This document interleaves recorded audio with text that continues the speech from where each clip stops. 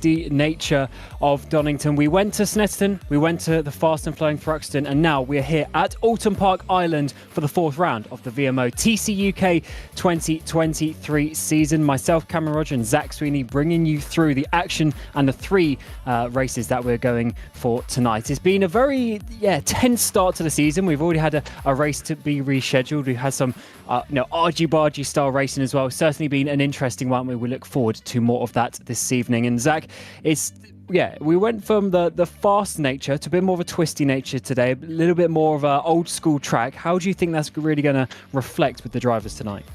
Well, obviously, Oulton Park, we're not on the full layout where you go through Shell Oils and then, round through the Britain chicane. You literally just, you come off the Cascades and you turn like a tight hairpin onto that back straight. So overtaking opportunities are definitely going to be limited because the rest of the circuit essentially is single file. I mean, maybe if you're brave, you can go for a move into the final corner at Lodge or turn number one, potentially. But apart from that, it is going to be quite, single file nature. So you've got to pick and choose your moments quite carefully. I mean, we expected sends for today into that back hairpin. So I think it is going to be a bit more of a clever game, more like the Slipstream Fest that we saw at Thruxton.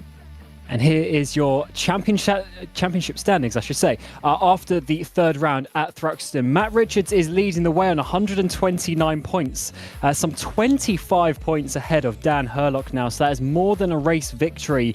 So he's really looking strong for this. But it's pretty close behind Dan Herlock there. 104 points with John Munro, just 11 points back than Thomas O'Leary, who's had a strong last couple of rounds at Snetterton and Thruxton sitting there in fourth. Callum Cripps, who seems to be going up and down in the races, is there in fifth before we get Chris Butcher and the independent entry there, who's looking pretty good, but unfortunately gets into a couple of crashes so far this season. Ryan Elliott, a race winner this season, he's there in seventh place. Ross McGregor, another one for Rocket Simsports in eighth. Callum Wilson in ninth, the teammate of your championship leader, and then Dan Kell in 10th place, who's only been to a couple of rounds so far this season. So yeah, it's looking pretty tight in the drivers, but also in the team's standings. Richardson Co leading by quite a way, but look at that, tied for second place between RSR and Rocket.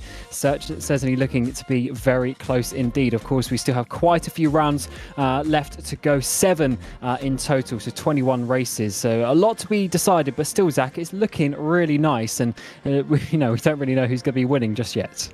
Yeah, for sure. And that is part and part due to not only the sheer competitiveness of these drivers, but also obviously the success ballast and the championship ballast. So coming into race one, it's championship order. So first place gets an additional 75 kilograms of ballast, second 66, 57, 48, etc., all the way down to 10th. Then for race 2 and 3, it's dependent on the previous race's order. So always there's some sort of success penalty, which really does sort of entail people to, it invites underdogs into the mix. It invites different people to take victories. But what it does reward, Cam, is consistency. Drivers like Matt Richards, who even though they are carrying 75 kilos of success ballast, will still finish inside that top 10, top 6, top 5, that sort of region, sometimes even getting themselves onto the podium. That's the level of consistency that you need. So while yes, we can have surprise race winners, championships are won through consistency. Certainly, and especially with a 3-race evening as well, the way that you have to manage that is quite important. We, of course, have the tyre options as well. We have the options and the primes, the options being the faster, softer compound, and the primes the harder, slower compound. You have to use the options at least, not at least, just once out of the 3 races, and you have to choose which of the 3 races you want. So, say if you've got the ballast, maybe you don't want to actually use your options in this first race because you're going to wear them out more. You've got a lot more weight in the car. Maybe you're going to save them a little bit later. It's certainly a bit of a strategy. And just looking at the options we have tonight, Matt Richards, your championship leader, he's going for the options in race 3. So he's looking to try and hold it down to get a nice grid place for the third race and then use the options.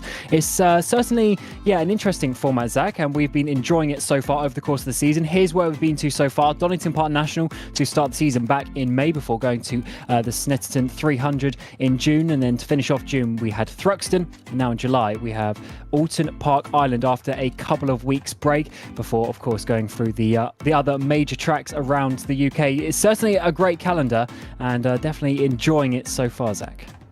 Yeah, I absolutely love, obviously, the fact that we're following or pretty much ticking through all of the British circuits.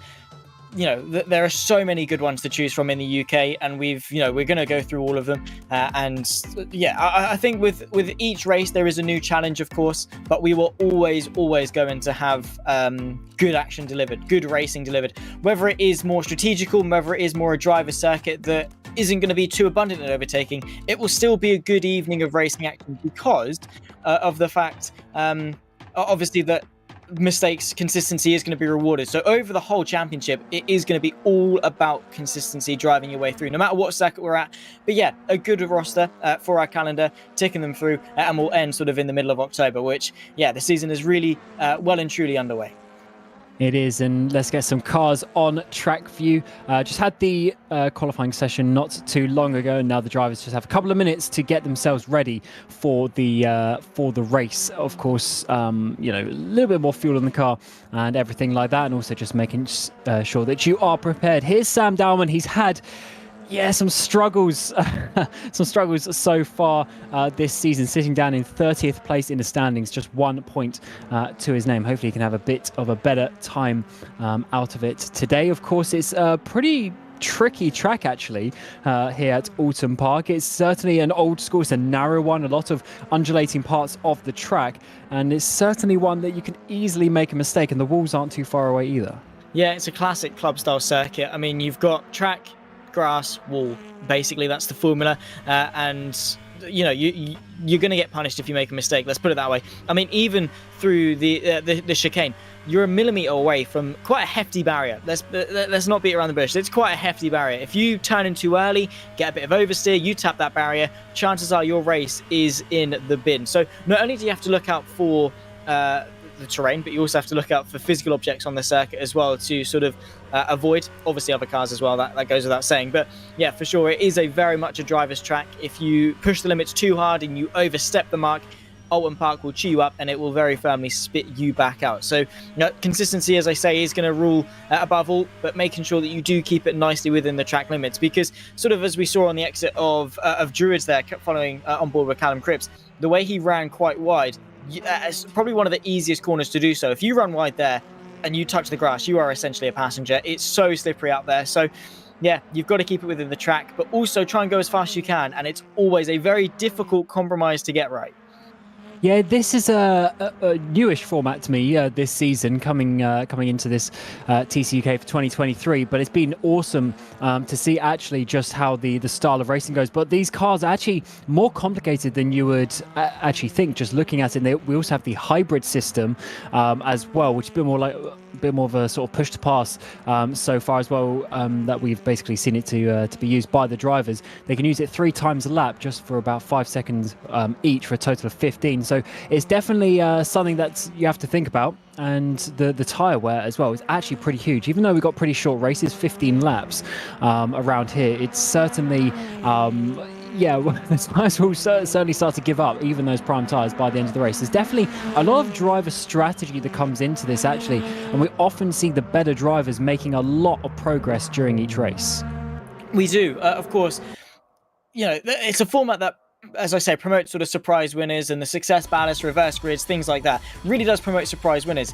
But it is still going to be the best drivers that win championships. It's still going to be the best drivers inside the top 5. Take our championship leaders of Matt Richards, Daniel Hurlock and John Monroe. Yes, John Monroe had a bit of a shaky start to Thruxton, but he managed to, at the very least, still recover it to a podium in race 3. That's the sort of standard you have to rise to, making the most of each and every single race you get, choosing the right tyre for the right time. And yeah, you can't predict how your evening's going to go, so you can't really, in hindsight, see what the best tyre for each race is going to be. But you can make a good educated guess. How much success ballast are you carrying into race 1? How are you going to factor that into your decision? How much are you going to attack in each race? All those different sort of variables will be calculated in these drivers' minds, and it's going to be the best ones that make the best decisions and ultimately are the best to drive around the circuit. I like also the strategy you have to do between the 3 races. So obviously coming into the first one, as we got the championship standings to assign the ballast, but then race 2 has the result of race 1, but then the ballast determined for the race result. Therefore, you could get someone with no ballast go stick it on pole, win the first race, but then in the second race, they then get all the ballast added to them, and all of a sudden the championship contenders who are behind them now have less ballast and they're faster drivers. So they work their way forward as well. So we generally see that the championship leaders get back to the front in the race too. But then again, we have the reverse grid, so they go backwards for a second time and work their way up. So it's a pretty interesting format that you have to keep on top of. It's definitely, we haven't seen anyone almost like sacrifice a race, but we have seen some people work it out pretty well. Maybe they struggle a bit in the first race. So in race 2, all they're thinking about is getting back into that reverse grid spot and then having a better chance for race 3. Yeah, for sure. I mean, the race 3 is determined literally by a spinny wheel, and it couldn't get more random than that. We do it on the broadcast. You press a button, it spins, it tells you. I think it ranges anywhere from the top 6. There it is, the top 6 to the top 12. So ideally, you want to be inside the top 6 to guarantee your chance of benefiting from a reverse grid race. So that obviously plays into a factor. But also, if you're that driver in 13th place, you want to get into 12th place, not only just for an extra place, but also to at least give yourself that chance to just maybe get yourself within that top 12 range to then benefit. Because the difference between 13th and 12th, say if we do roll top 12 reverse for race 3, the difference between 13th and 12th might be half a second, maybe even less in race 2. But then you go into race 3 and it's the difference between the first row and the 7th, which is huge. So it's all about pushing until the very end. I'm trying to think. I think it was John. Yeah, I'm just looking at the results from last time. John Munro, 3rd place in the championship. Yeah, Thruxton race 1, 0 points. Thruxton race 2, 4 points, and then got back to 3rd in the 3rd race. I remember there was a little bit of carnage that helped that as well. But that just shows you, even if you have a bad race 1, 0 points, you can still get back to the podium, and that is why the format seems to work around here. Keeps the options available, and especially for him, 3rd place in the championship. That is very important points. That's, of course, you need to be getting here and there. When you have 30 races over the course of a season, you definitely have to keep on top of that. I'm just waiting to move into the race session. Qualifying has ended, and of course they'll have the formation lap before we go into the 15-lap race. We're looking at quite a few actually on the prime compound tyres for this first race, Zach. So quite a few drivers taking that opportunity to try and get a... Oh, actually, it looks like we are going away and underway for the formation lap. So let's get you the grid for today's race. Lewis Redshaw stuck it on pole position. Callum Wilson following in behind. Ross McGregor in 3rd, and Thomas Vac there in 4th place for RSR. So good to see Lewis having a solid qualifying there. Championship leader Matt Richards in 5th place. Scott Cervic, who had a solid race in Thruxton last time out, in 6th. Dan Kell in 7th, and Callum Cripps there in 8th place. Rounds out your top 10 is going to be John Munro and Cam Brewster, with Louis Hartley and Jack Nichols inside your top 12. Good to see quite a few different of the car manufacturers here up at the front as well. Luke Mitchell in 13th place, followed by Stephen Haley in 14th, Phil Garside in 15th, and Ben Willis rounding out your top 16. He just can't catch a break this season. Let's hope he has a nice race today. Leppit is in 17th place, with Sam Dowman in 18th. Adam Locke there in the recently moved to the Cupra in 19th place. Anthony Hilton in 20th. Max Spooner in 21st. Thomas O'Leary 22nd. Phil Morby in 23rd. And Scott Mitchell inside your top 24. And I believe just one more driver. Yep, 25 drivers today, and that is Dan Herlog. That is important for the championship, starting down way at the back of the grid. 2nd place, Zach. That's not where he's going to want to start. No, not at all. And obviously RSR trying to push after Richards & Co. in the Teams Championship as well. He's got a lot of work cut out ahead of him if he wants to come out on top today, or at least at the very least limit the damage. I think that is probably going to be the aim over the course of race 1 for Herlock. Move his way up as much as possible and use each race as sort of a stepping stone. Use race 1, get into race 2, maybe score some good points in race 2, and hopefully benefit off the reverse grid for race 3. Because as you say, even if race 1 doesn't go your way, you can still score a decent amount of points. And Herlock, well, yeah, good luck to him. And it looks like Lewis Redshaw as well on the option compound tyres, according to my list. So that is going to be big for him out at the front. Drivers just coming onto the grid now. working their way through the final corner of Lodge before working up to the final grid spots. 25 drivers today. Callum Wilson as well on the front row. He's on the option tyres, so look out for those to be very fast at the front of this race. Dan Herlock lines it up on the grid. 15 laps to come for the first of 3 races this evening at Oulton Park for the TCUK 2023, and we are underway. Redshaw gets a solid start, but so does McGregor from second place. Gets up the inside already from Wilson as we're getting the RSR from Vac down the inside for third place. Wilson's going to be losing 2 places here as we're trying to get Scott Cervic to go side by side. It remains side by side though actually for Wilson and Vac down the hill into Cascade side by side just behind them as well. Onto the grass goes the RSR car. There goes Vac off the track as we have a solid opening lap here.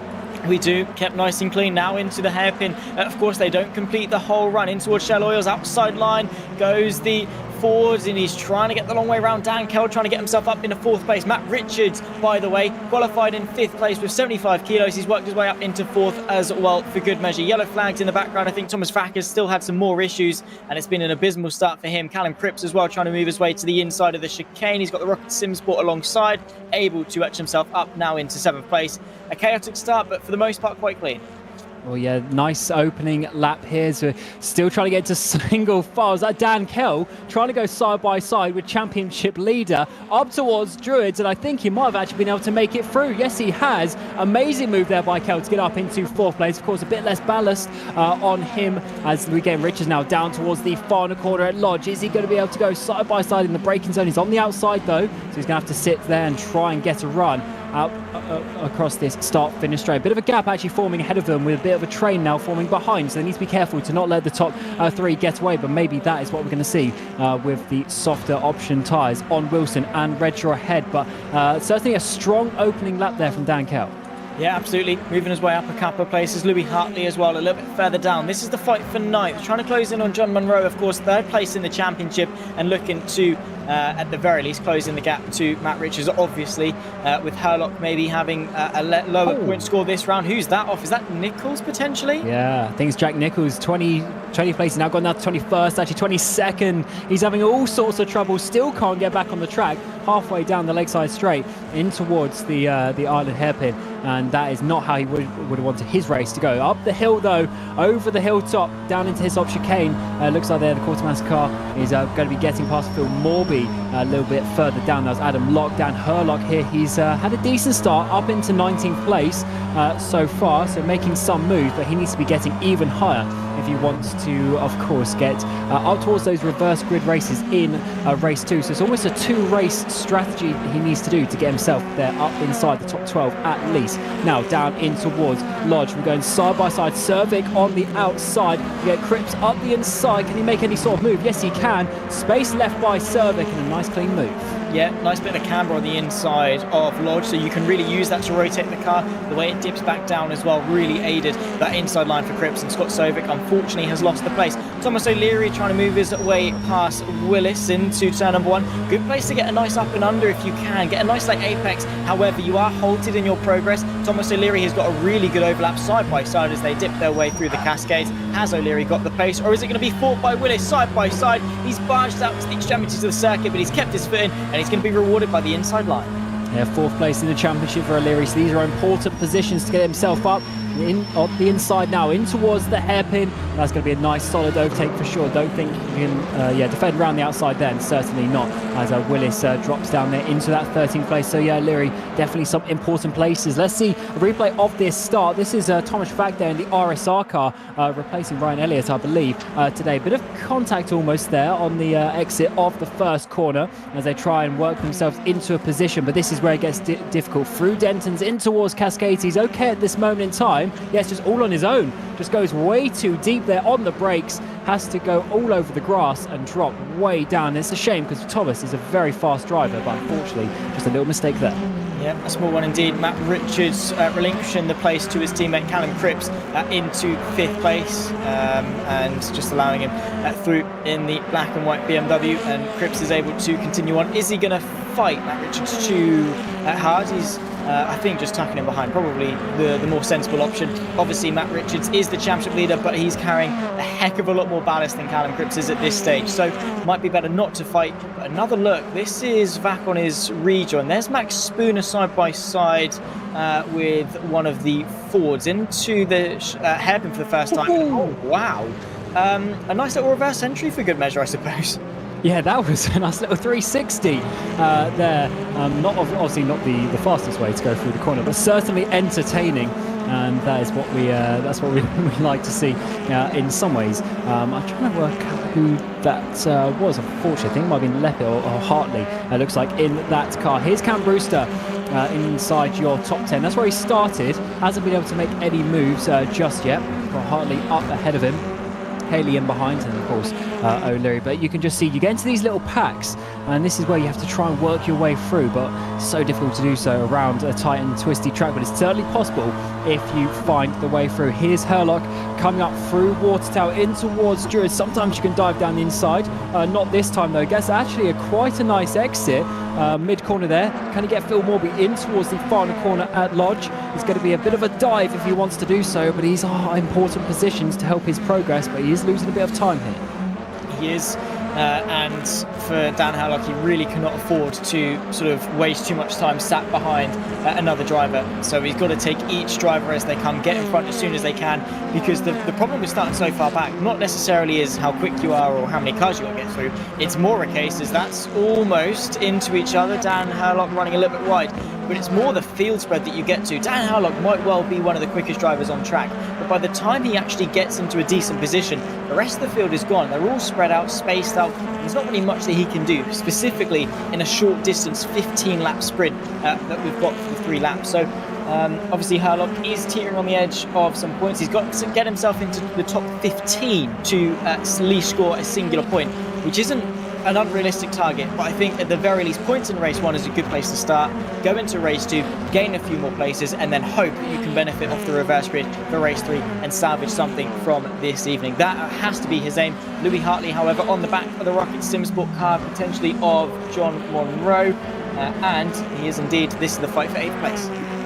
Yeah, Monroe, of course, up there, 3rd in the championship as well. So he doesn't want to be dropping down, but the issue is when you're high up in the championship, you get the ballast for this first race, so it really puts your evening into a difficult start, as we're seeing with Matt Richards as well. Had a decent first lap, obviously when everyone's close together, but then once it settles down, is it going onto the grass? Scott Morris is that, letting everyone through in towards the final corner. I think he actually might be the one who went around a bit earlier, having some issues up towards the front. But yeah, for Monroe, definitely struggling a bit with the weight in that car in this first race, but it's cool though with that format. It gives other people opportunities to win some races, as we're seeing with Lewis Redshaw at the front of the field so far. He's sitting down in 12th place, just 1 second place to his name, which is actually in the first race at Thruxton a few weeks ago. Yeah, doing a brilliant job, of course, and trying to replicate some good more positions. Obviously, we've been told that here at Oulton Park is probably one of the tracks that favours the rear-wheel drive. John Monroe making a bit of a farce of his lops, and that's going to allow Hartley to maybe have a bit of a look at that. He's got the overlap as they run their way up over the crest. Now towards Drew is the Hyundai pushed to the inside of the circuit. Now he's got the inside onto the grass under brakes. Monroe's able to keep it the long way round. Hartley's now under a little bit of pressure from Brewster and Haley just in behind. Also potentially O'Leary not too far off the back of this fight as well, but definitely favouring the rear-wheel drive cars, and you can see that coming in at full swing with Redshaw running away on that softer compound tyre. Oh yes, says Brewster. I thought he was actually going to get a run. Oh, bit of contact actually as we come up the hill with Haley over the start finish line. 4 cars almost fighting each other. Brewster, I think, used a bit of the push to pass to try and find a way through, but it's actually going to be Haley now coming up the inside of Old Hull. What a move that was. Brewster just ran out of space there on the outside. Is he going to get 2 actually? Trying to come now round the outside of Cascades. That would be an absolutely huge send by Haley. Just be nudged out wide there by Hartley as we come back to the front. This is Dan Kell now losing a place to Callum Cripps. Cripps doing a great job so far this race. In towards the hairpin though. It's going to be Hartley still leading the way from Haley. Brewster's trying to come back. Brewster now is going to lose another place. Here comes Thomas O'Leary out of nowhere, joining in on this battle.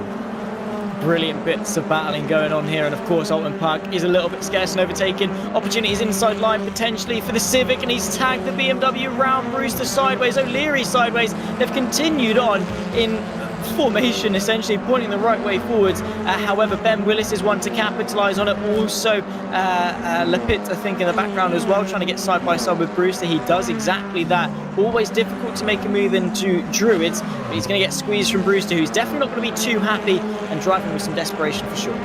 Oh yeah, Bruce has not had a good half a lap, or even one lap I should say. Really, yeah, been in the bull ring, and the drivers have got their elbows out around him. He drops now down into 14th place, and now as we come up, oh, that is off onto the grass though. Unfortunately for Lepitt, he's going to give that place back to Cam Brewster, and that is a bit of a gift for Brewster, who's going backwards, and that's going to be some nice momentum going back his way. Lap 8 of 15 here as we come through this first corner. Is that Herlock actually just on the back of this battle as well? He's looking pretty good to try and get himself up into those points. Yeah, P16 he is at the moment. He's got his teammate Thomas back just in behind. Just come up this straight. There's Sam Dowman trying to have a pretty solid race. No, Dowman I should say. Phil Garside trying to have a pretty solid race here in P15. Jack Nichols, he was off the track earlier on in the race, diving up the inside, all wheels locked up there, but he managed to get it stopped and make the move. Yeah, good job in fairness for Jack Nichols, obviously on the back foot through this race after a bit of a mistake a little bit earlier on, seeing him off I think on the exit of Cascades. He's on the fight back, still a long way off points, P15 as I say. However, we've got a good little battle materialising here for second. Callum Wilson in the Riches & Co Racing at 444 machine, that BMW rear wheel drive, as we've said, feeling very strong around Oulton Park, so potentially could get himself up in a second place and make the most of race number 1. And well, we'll see what he can do as he tries to find an avenue through on McGregor. No way through for now, but if McGregor keeps making small mistakes like that, running ever so slightly wide, Callum Wilson at some point is just going to say thank you very much and find his way past quite easily. Yeah, that was certainly a little bit wide from McGregor, using all of the track available. I guess that's what we have rented for the evening. But here comes Callum Wilson down inside the hairpin, has a bit of a look, tries to make McGregor go wide. Actually does go a little bit, but that might be just a change of lines between the front and rear wheel drive cars. Here comes Wilson though, up over the hilltop in towards the Hislop chicane. Can he find a way through down the inside? No, straight, not quite long enough. And McGregor defending well towards the front there, but I do reckon Wilson's going to be able to try and find a way through, but before the end of this race. Redshaw, by the way, is absolutely gone off into the distance. We haven't mentioned him so far this race, 6.5 seconds. He is doing such a good job, stuck it on pole, and is just leading from the front. As we saw one of the cars there was Hartley maybe going a little bit too wide there coming to his stops. Yeah, that's definitely not the way to go about things through that chicane. But this man right here, Lewis Redshaw, is doing such a good job out in front. But we have to immediately cut our way back to a fight. This is now the fight for points. Lepitt versus Garside. This is for 15th. And now, nose to tail between the two of them. The Vapor Shield Racing 888 machine is now trying to look to the left-hand side. Defensive goes Johan Lepitt. And now into Lodge Corner. A bit of a lock-up on the front end of that Honda Civic. Around the outside, though, goes Garside now to keep that at 15th place. Brilliant job, it must be said, to get himself up into the point. Yeah, lovely move. He's been working his way forward over the last couple of laps that we've seen him, but does need to look out, of course, with Thomas back now trying to come into the back. Up towards this battle for the podium, though. McGregor certainly slowing down Cripps a little bit. We've got Dan Kell not too far behind, trying to get involved on the action. Actually, or Cripps, I should say, trying to get involved on the action. Wilson trying to get all over the back of McGregor in towards Hislop. Can't quite find a way through. McGregor's going to have to do such a good job, but there is that Thomas Vack, actually? Yes, it is. Trying to get up the inside now, over the top of the hill, and now down in towards the downhill, braking towards Hislops. Is there going to be enough space down the inside there? Yes, side by side on the apex. Bit of contact between the two. He's going to try and get a bit of a switch back, but that's not going to work.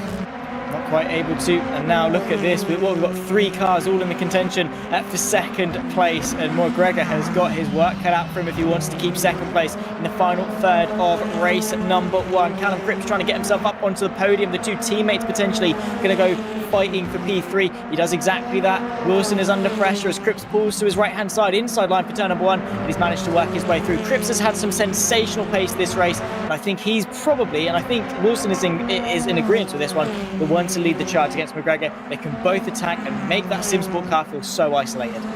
Yeah, it's interesting because Cripps should have a little bit more ballast as we go side by side through the first corner at Old Hall. Now down towards Denton's and the Cascades. We're getting 3 cars trying to find a way through. John Munro, a little bit of contact there maybe on the apex of Cascades and all the way around the outside for Haley. That was such a good move there as we're getting Thomas O'Leary now trying to dive down the inside of the Rocket Sim Sports car. Can he make it to the apex? Yes, he can. John goes a little bit wide there, so that's going to be the move for O'Leary as we're trying to get who's that? Ben Willis now getting involved up over the top of the hill down in towards Hislops. I think Munro's going to be losing another position here. Yeah, it looks like he's going to back out of that one. 3 places gone for Munro already on this lap.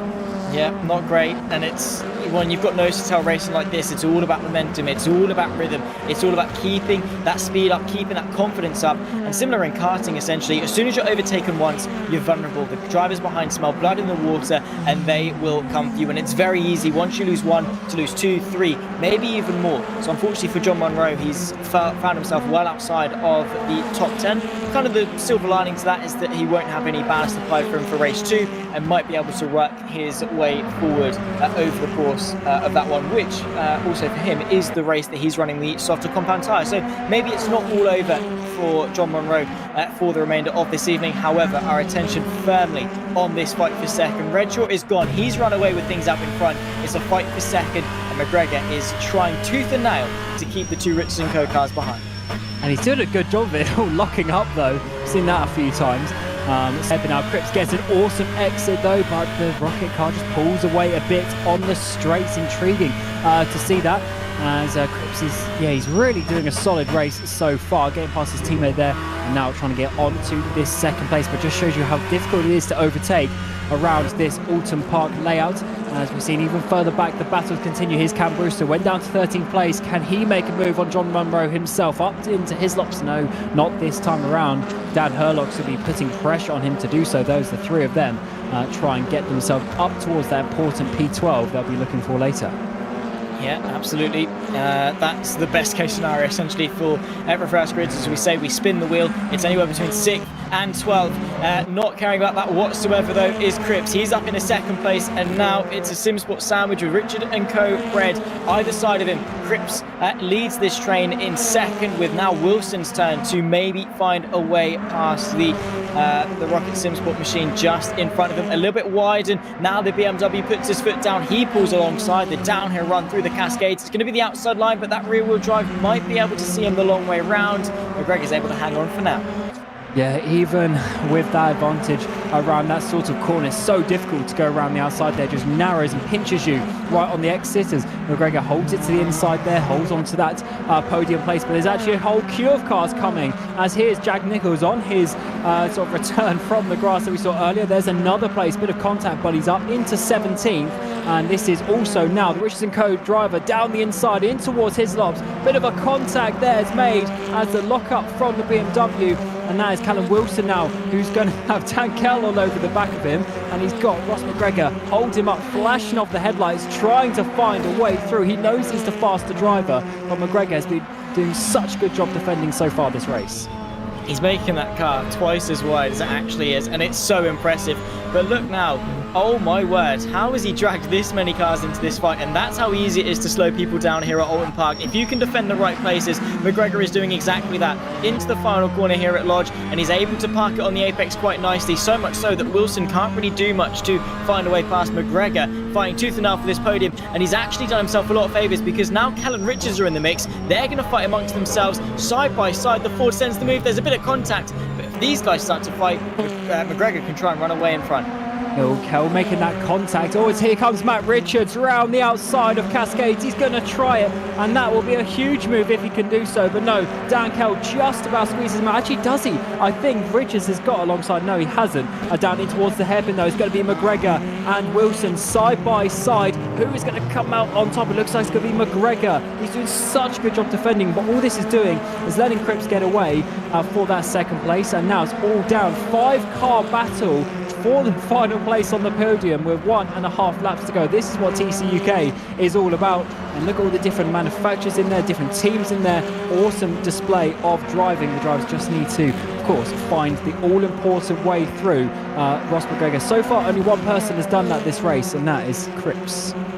And in all fairness, not to say he got a lucky escape or anything, but I think it was just a brief lapse in McGregor's defensive valiance, I suppose. And now he's well and truly firmly back on form. There goes Dan Kell all onto the grass, trying to find some space to the inside of Lodge Corner. No way through for now. What a race it's been. And Redshaw starts us for the final lap. Opportunities are wearing thin, Cam. They certainly are. Can McGregor hold on? One final lap here for the first race of the evening at Oulton Park. Dan Kell once again goes to the inside at Old Hall. Can he keep it this time around? Yes, he can. Squeezes Wilson out onto the grass. Here will come Matt Richards on his teammate in towards Denton's. No, he's going to have to just go in behind, back out to that one and try and find the way, find the momentum. Oh, that is a huge snap though for Callum Wilson. Here comes Matt Richards now round the outside. He's going to cover him off in towards the hairpin. McGregor though still holds on to the third place. Dan Kell is the one in behind as these guys are going tooth and nail with just a few corners to go. Absolutely loving every second of this. It's really been sheer domination from Redshaw, but in behind it's been, well, a bloodbath, a war zone. It's absolute calamity behind. But it's been kept clean, it's been kept respectful, and it's been hard but fair, incredible racing here on display for race one. There is Lewis Redshaw. He's only got one more corner left to go, and across the line victorious.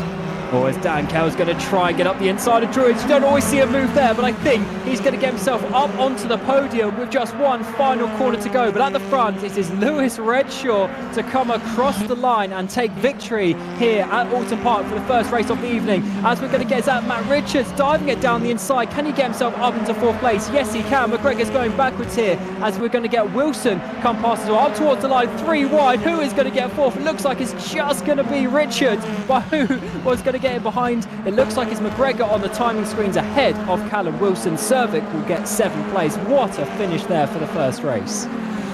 Well, if this is what we're in for the evening, bring it on. I loved those 15 laps from start to finish. It was nothing short of brilliant. A fantastic fight for second and the podium beyond that, and it came down to the wire. Redshaw taking a very deserved first victory of the season, and well, it couldn't have gone better for him, but it couldn't have gone better for us in the commentary booth as well. It was a sensational race to watch and a great way to kickstart the evening. Yeah, that was certainly very nice. And some names to note further down. Dan Herlock got up into 13th place, got John Munro just a couple of places behind. He unfortunately just dropped down the order, but that was certainly a very hectic first race of the evening. And remember, we still have 2 more to go. But here is your confirmed or sort of unofficial results. Lewis Redshaw at the front there, taking victory by an absolute country mile. Callum Cripps in 2nd place, and Dan Kell sneaking that final place on the podium. Matt Richards, solid result with the ballast in 4th place. Ross McGregor, after his hard defence, only 5th place for him. Callum Wilson in 6th, and Scott Cervic inside your top 7. Stephen Haley and Louis Harley, they had some good scraps in the mid-pack, got themselves into 8th and 9th, with Thomas O'Leary rounding out your top 10. Ben Willis and his teammate just in behind Cam Brewster for 11th and 12th place. Dan Herlock in 13th. John Munro in 14th place. Thomas Schwack, unfortunately from the 2nd row of the grid, finished in P15. Phil Garside in 16th place. Jack Nichols recovered from the grass to 17th place. Leppert in 18th. Adam Locke 19th. And Phil Morby in 20th place. He just couldn't seem to get past Adam Locke today. Sam Dowman in 21st, Hilton in 22nd, Max Spooner in 23rd, Scott Morris 24th, and your other DNF, Luke Mitchell, who we didn't really mention today, but he was DNF a bit earlier in the race. But of course, we still have 2 races to go this evening, so we'll have a little bit of a warm-up for the drivers before we get the ballast re-sorted, and the grid will go again for the 2nd race. So we'll see you in a couple of minutes.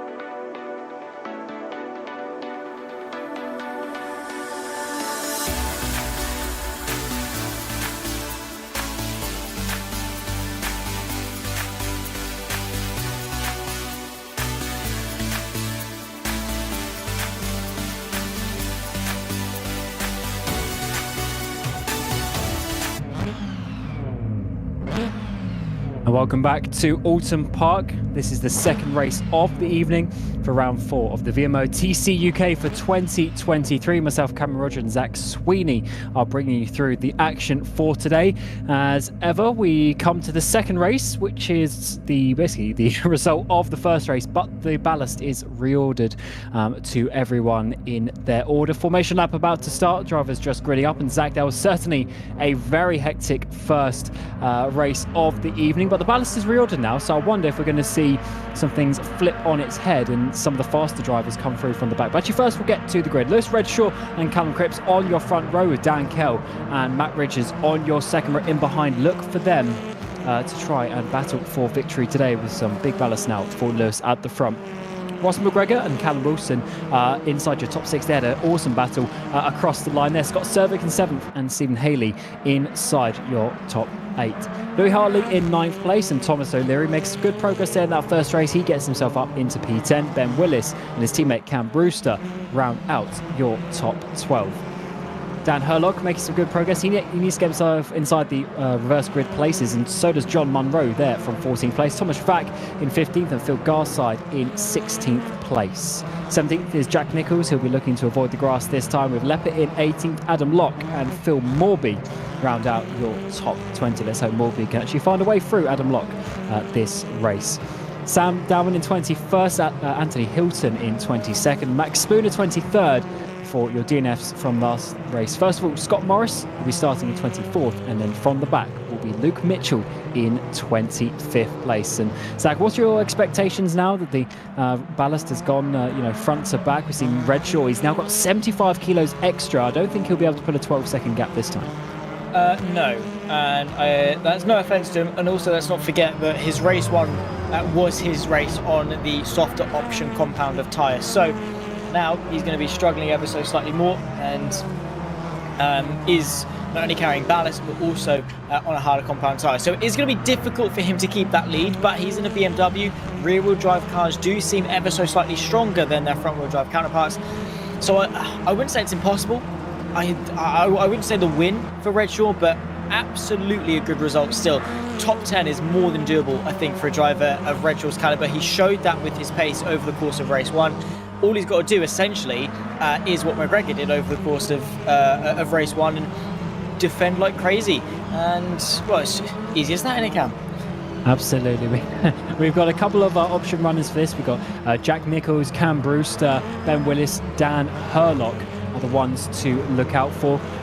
So yeah, the softer option, of course, they're a little bit faster, but then they potentially do wear out a little bit by the end of the race. Everyone has to use it once over the 3 races, and you can choose which one you have to do. Drivers now coming up to the grid. Race 2 of the evening coming your way from Oulton Park, and of course, remember, we have the reverse grid race after this. There's a random between 6 and 12, so you definitely want to get yourself inside the top 6, but also if you're a little bit further down, the top 12 is your aim today. Lewis Redshaw, he won from pole in the first race. Can he win from pole? Again, it's certainly going to be a little bit more difficult this time around with Cripps alongside. Cripps doesn't get a good start though, as Lewis Redshaw takes it away from pole position. Matt Richards already pulls across the inside. There's actually Dan Kell looking down the inside potentially for the race leaders. They try and work their way through. Their Cervic going off the way through Old Hall Corner, now down in toward Denton's and Cascades. Is there going to be any dives down the inside? No, everyone in pretty much single file formation at the front, but it's in behind. Scott Cervic, O'Leary and Haley going side by side. I think O'Leary's had a solid start already up into P8. Brilliant start, and now moving his way forward, maybe even a little bit more. You can see Stephen Haley just trying to move his way around in the back of the midfield. It's absolute carnage going into the hairpin for the first time, side by side all over the place. Cars forwards, backwards, left, right, wherever the eye can see there's a car, so you've really got to deal with the pressure accordingly. But now into Hislops for the first time, side by side, multiple cars trying to work their way forward, and now at the back end of the field, Luke Mitchell around the outside. Beautiful move, it must be said, able to move himself up another place. But so far so good, and a clean start, especially for Dan Kell. Yeah, certainly. Kel having a great start to this race. He looks like he'll be going for the race lead actually on the tower, side by side with Redshaw, I think it was, in towards Druids. And yes, it is, in towards Lodge Corner as well. They still continue to be side by side through the fast six of the corners now, down into the slow ones. Redshaw on the inside, down Kel on the outside. As we come up now through Dearly, over the start-finish line, still side by side between the two. They do not want to give it up. This is for the race lead, and this could be so crucial. Dan Kel gets himself just ahead and takes the lead of the races. In behind here comes there's Cervic, and in behind he's got O'Leary's got himself up into 8th place, and this is actually good from Herlock. He's on the soft compound tyres, already up into 9th place. He's ahead of them.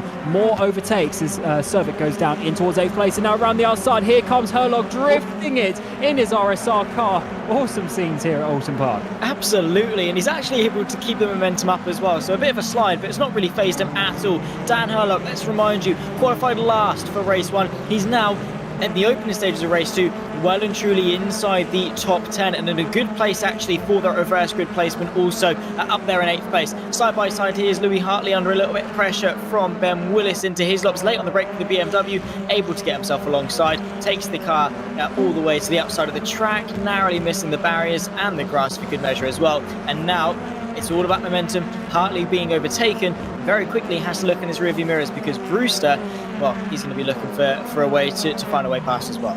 Yeah, great fights in TCUK. That's what we love to see in these first couple of laps for this second race of the evening, and it just shows you that anyone can really be overtaken from anywhere. And of course the drivers, they know what they're fighting for. They're fighting to get themselves up towards those reverse grid places and have the potential to get on the pole position for the final race. And remember, the ballast obviously doesn't affect, if it's the number 12 slot, the ballast doesn't affect that. So you could be starting a pole with 0 ballast, and that would be an awesome opportunity for these drivers down in the mid-pack.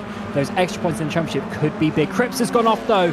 Cripps is dropping down the way. He's now down to P11. There he is on the left-hand side. He's gone off the Old Hall, the first corner of the track, and unfortunately, solid evening he's having, and he's already going outside the top 20. Yeah, unfortunately for him, but that's unfortunately sometimes how the cookie crumbles and how motorsport is completely ruthless. A little bit wide there. Is that Herlock, I think, a little bit further up? I think it is. He's moved his way up to 6th place, now just ahead of Thomas O'Leary. Yeah, we're following this fight. Stephen Haley trying to move his way past John Monroe in the Rocket Sim Sport Cupra. Now fighting their way through. You can see Herlock. There's the white, blue, orange RSR machine trying to move his way past the Honda Civic of Thomas O'Leary. He's fallen back victim to O'Leary and out to 7th place. Here's Stephen Haley under a little bit of pressure from Ben Willis, who's had a really good run as well. But nose to tail, what is this, from McGregor downwards? And even then, Redshaw's not a million miles in the distance either. So yeah, a huge train all the way down to, well, beyond the top 20.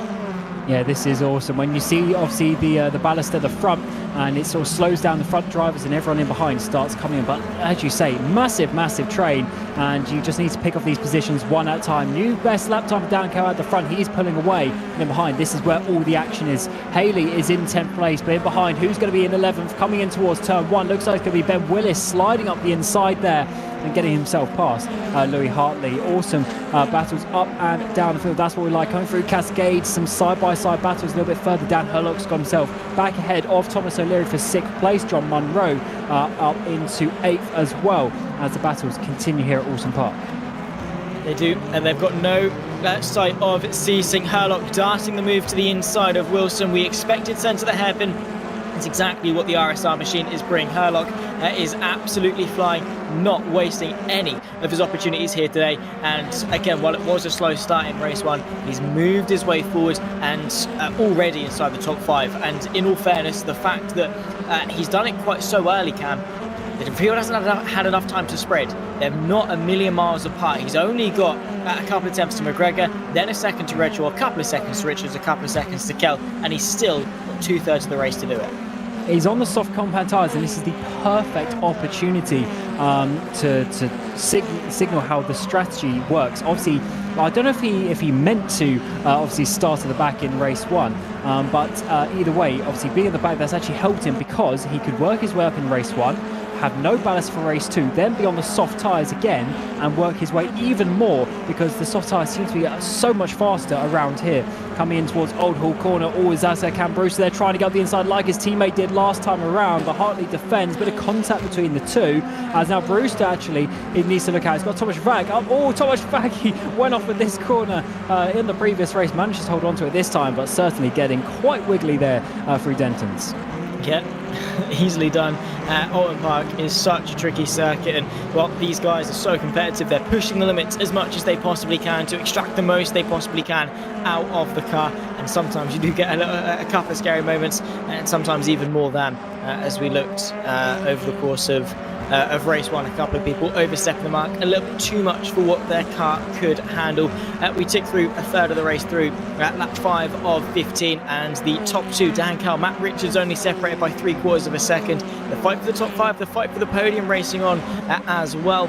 Absolutely insane stuff. And well, it must be said, if I was Herlock at the moment, I'd be saying, Cal, Richards, get into a fight with each other and bring me and Redshaw into contention, because there he is. He's made the move on Redshaw already up onto the podium. 2.5 seconds now is the gap to 2 leaders who are not going to back down easy. Yeah, he's absolutely flying, is the RSR driver, Dan Herlock, already up onto the podium. Remember, he started down, it was about 13th place he started, up 10 places therefore. That's 2 positions a lap on average in the first 5 laps of this race. Amazing scenes. As you say, 2 seconds to Matt Richards, who's on some pretty heavy ballast, of course, finishing 4th in the previous race. Dan Kell finishing 3rd will have a little bit more, so this could actually work out pretty well. I'm sure Herlock is going to catch those 2 seconds very, very quickly just on pace alone, and then he'll have to find a way through, as we're obviously continuing to see this long train of cars inside the top 10. The one at the front there, the rocket car, is McGregor in that 5th place. He's got Wilson in behind his teammate John Munro in 7th place, and then Thomas O'Leary just in behind. So these are all the big names up towards the front of the championship as well. And then they know these positions are all too important if they want to be contending as we get towards the final races of the season. Yeah, and it's times like these where you really show your mettle. It's really where you rise above the occasion and show that you're a great driver, not just a good one, and why you deserve to be in contention for the championship. There's a little bit of a sideways move from the BMW of Wilson. A little bit further back, Jack Nichols, after going wide at turn 3, I think, over the course of race 1, finds himself in the points. Thomas Vac as well, after a poor showing in race 1, is on the fight back in the RSR 66 machine. Jack Nichols tries to follow him through as well. That's the move on Hartley. Nichols has got the up and under and the drag race. This is also a good little fight for 6th. Callum Wilson demoted to 7th. However, a nice little switchback, potentially fights up and down. Yes, certainly. There's Jack Nichols there, and he's getting involved with Hartley, who's just losing some places so far this race. Come back to Wilson, who has just lost that place to Munro. So the 2 rocket cars now following each other in 5th and 6th place. But is Wilson going to come back in towards the hairpin? Has half a think about it. Tries to go to the inside, make Munro go offline a little bit, but it doesn't look like it's going to work for now. So the rocket cars having a bit of a better day today. At least in this second race of the season. And look at the front. This is Dan Kell, and who's closed up behind? First of all, Matt Richards, but second of all, Dan Herlock. He's caught about 1.5 seconds or so in 1 lap. He is absolutely flying. I wouldn't be surprised if we see Dan Herlock winning this race a little bit later, but he's got to get through the 2 cars ahead of him. And, well, 2 drivers I probably would put last on my list as drivers to find a way past. The championship leader, of course, of Matt Richards, and Dan Kell on his day is a phenomenal driver. I mean, he's a phenomenal driver full stop, but especially when he's in the lead of a race, especially when he's got track position. Matt Richards under a little bit of pressure from Herlock, who's trying to get the up and under and not quite able to through Lodge Corner. Matt Richards now in a position where he's stuck between a rock and a hard place. He's fighting for the lead, but he's defending for second. Herlock now to the left-hand side. It's the long way round through turn number 1. He's got the agility, he's got the speed, puts his foot down, narrowly misses out, but that fight for second continues. As he does in towards Denton's huge defensive manoeuvre there from Richards. That's going to slow him down slightly through Cascades, being a bit tighter on the entry. Is Herlock going to get the run? It looks like he is. Around the outside, it's going to have to be in towards the hairpin. That's not where you want to be, but he's got so much more grip. Brakes much later. Richards is blocked a bit by Dan Kell. As round the outside, Herlock goes. They continue to be side by side, but actually, Matt Richards now is going to have half a look almost to defend. He's having to attack here for the race lead. Dan Kell comes coming towards Hislop's, leading the way, and somehow they remain in the same order. But this is awesome stuff and just shows you even if you're faster, you have to find a way through. You do, and well, you can see Herlock is pushing the limits. 3 drivers all in contention, and it's going to be non-stop. We're into the second half of race 2 now, and well, this fighting is nowhere near complete. It's going to be race long from now until the checkered flag, and I'm sure it's going to continue over the course of race 3 as well, for good measure. Kell doing a brilliant job of retaining that lead. Richards and Herlock though in hot pursuit, and look at Herlock, the way he's driving, how much slip angle he's getting through the corners. He's just powering the car through, and it's working for him, because look at the exit he's now got out of Lodge Corner, already putting Richards back on the defensive. And it's actually working out pretty well so far for Matt Richards with this defensive manoeuvre, because Herlock just can't seem to find a way through. Danko, I think, is actually helping Richards in a couple of places. You see sort of moving over to the side to give Richards that section, but that's because Kell knows if Herlock gets through, he is under massive attack in these last few laps. Herlock, they're pushing it a bit too much as well in towards Cascades. Probably over pushing the car at this moment in time. If he calms down a little bit, maybe that will help, but being aggressive so far is what's got him into this position. Of course, we do have the hybrid system to play, using it down these straights. It looks like there's a bit in place here for Herlock, but once again has to sit behind. He does. How long is he going to be content? Well, I suppose he's not ever going to be content with sitting behind, but how long until he goes for a desperate move, gets a little bit too aggressive potentially? Could we see a couple of drivers losing their heads, succumbing to desperation and going for a send like that? He's pushing the limits over the curb. Oh my goodness me, in towards Drew, as that was... Well, that's aggressive. These guys are getting their elbows out. A bit of a slide there from both cars. Matt Richards making a bit of a mistake, forcing him to go on the defensive into Lodge. Now to the outside once again. Herlock gets the squeeze. He's having to go the long way around once again, rotating the rear end of the car to point him straight. Dan Kell, though, is going to be loving this. While these guys are fighting, he's got clear track. He can try and build a gap. Oh, this is awesome battles for this second place round the outside of what Old Hall's going to have to do once again, but no, Herlock has to back out of it. There's also some awesome battles in behind. We've got John Munro going side by side with Lewis Redshaw. Munro's got his way through his teammate, and now he's trying to get Redshaw down in towards Cascades for that 4th place, and it looks like he's made it stick as Herlock goes off once again for second. So loads of battles, both Herlock and Munro up 10 places already this race, and really just showing you how the option compounds are working, because I believe Munro is on them as well. Awesome scenes here at Oulton Park, and look at the battles just in behind. Wilson now, this is with McGregor doing another defensive drive. Look at all the cars stacked up behind.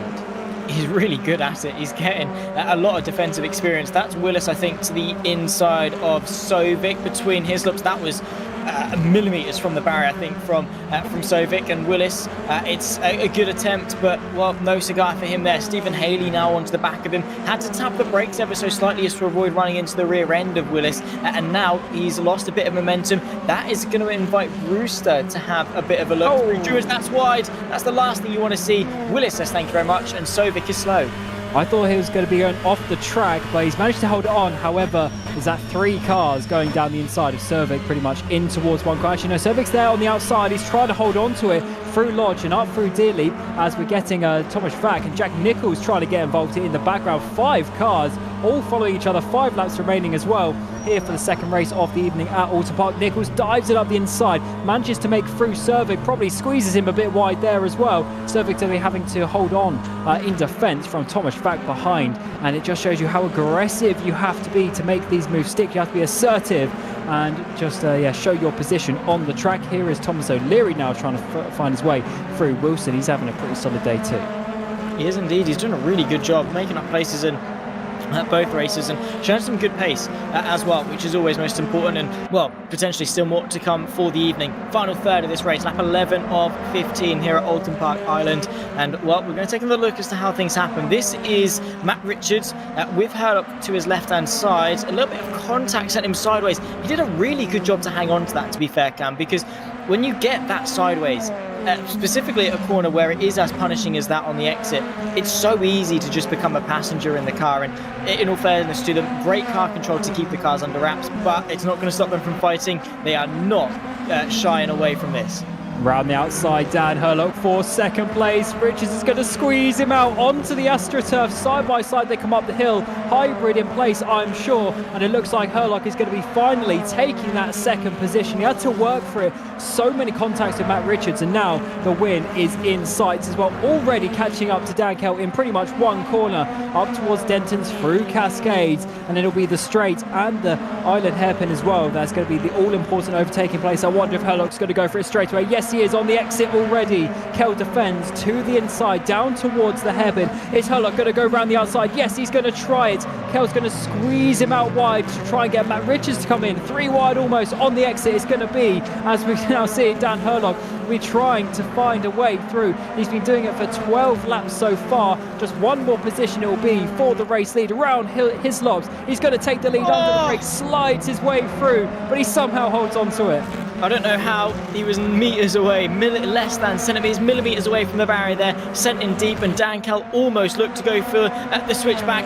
Immediately under pressure though, Dan Kell is not letting him breathe. He's being absolutely unrelenting, and he's made his way back into the race lead. 4 cars now nose to tail. Kell, Herlock, Richards and Munro with only 3 laps left to go. Twitches between all 4 of them off the exit of Druids, and now to the inside. Dan Kell forced to defend. 2 wide, 2 deep as Munro goes for the podium. Richards under a little bit of pressure. Herlock the long way round, can't quite keep his foot in, and now we might see him under a bit of pressure, but Dan Kell immediately forced to go defensive. Hybrid at play. And Herlock once again, I think he saves it out of this final corner. Kell would have used it up the straight to the water tower to get back that first place. But now Herlock goes to the front once again. Can he pull away? He needs to, because in behind, here comes Matt Richards for second place. He gets past Dan Kell. Kell from first to third in just a couple of corners, and he needs to look out because John Munro, in the same way Herlock has made his way through, Munro has done the same this race, and just 2.5 laps remain for this second race of the evening. Round the outside, Munro tries it at the hairpin. Can he find the way through? No, he can't. But top 4 continue to battle. Awesome racing. I know there's a bit of contact, but that's how aggressive you have to be around Oulton Park.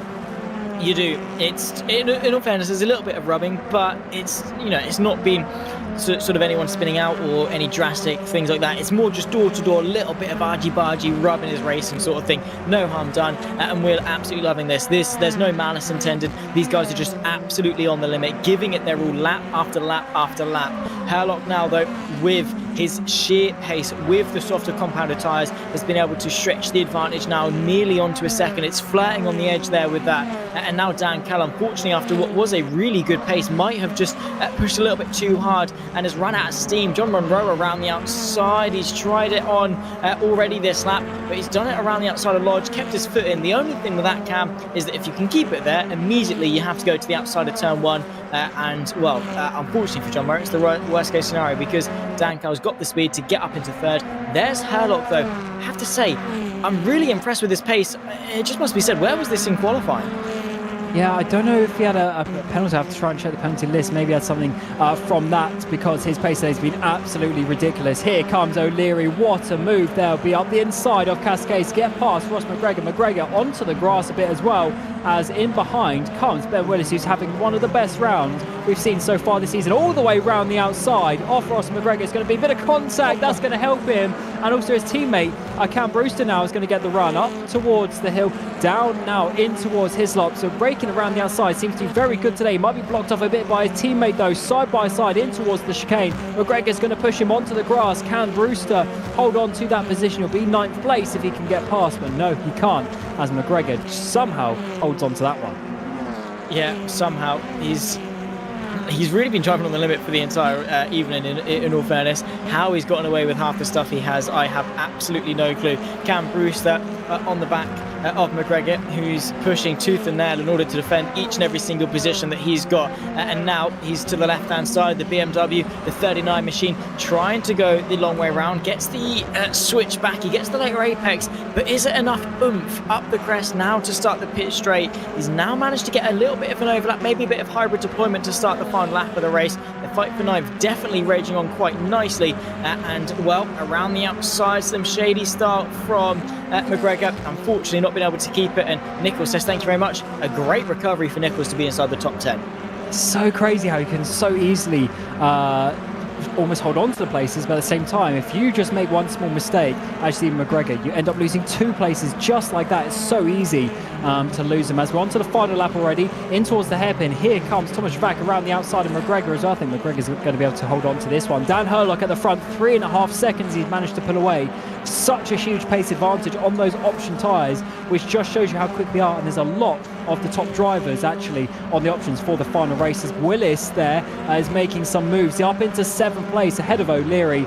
And what a race it's been for the second race of the evening. Herlock has made his way through to first place. Munro in behind for third place as well, just showing you how the strategy can work out. But just a few corners to go of this race before we see the leaders come across the line to finish what has been a very hectic race, and just showing you how the racecraft is so important in TCUK.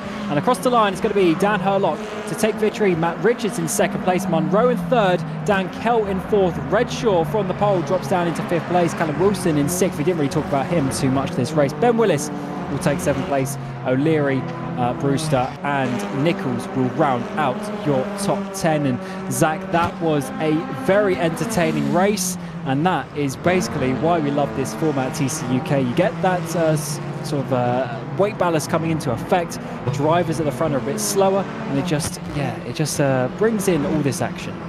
It does. It's just a perfect recipe. All the variables considered, all the competitiveness of the drivers, and it's resulted in a crazy finish order like this one.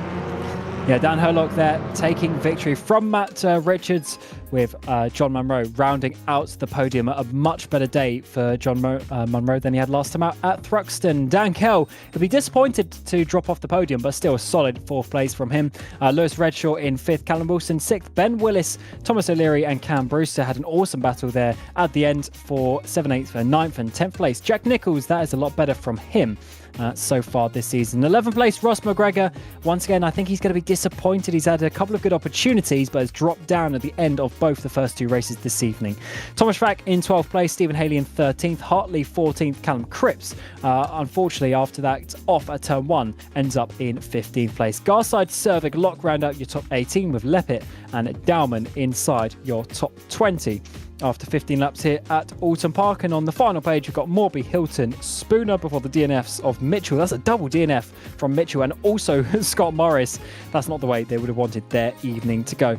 But as ever, we got the reverse grid race coming up. Here is the spinny wheel, and let's see, is it P6? Is it P12? Is it somewhere in between? That is the reverse grid pole, and it's going to be P9. We've had that before this season. So the position 9 will now be flipped around to pole position for the final race of the evening, which will be coming your way in a few minutes' time. So we'll be back for the final race of the evening here at Oulton Park.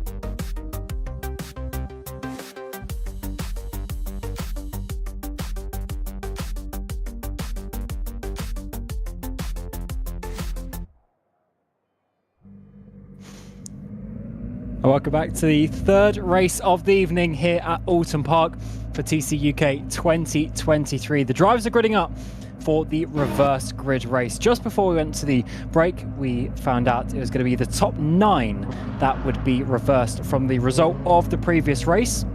And that is always an interesting one because the ballast remains from the result from last time, but now it's flipped. So the drivers with more ballast will now be going back into the mid-pack, and it's going to be Cam Brewster from your pole position, of course, with that P9 ballast. So he's going to be loving that one. So 15 kilos of ballast from him, and it's going to be working its way all the way up to Dan Herlock. There will be starting 9th with 75 kilos. So that's going to be a lot more difficult for those faster drivers to come through this race, and of course come back from that one. We do have some softer option tyres though from some of the big names. We'll get to that in a moment. Cam Brewster takes you away from pole position. Thomas O'Leary in 2nd place. Willis, best start of the season, in 3rd. Callum Wilson in 4th place. Definitely the reverse grid race bringing some different names, which is what we like to see. Redshaw and Kell there on your 3rd row, with Munro and Richards rounding out your top 8.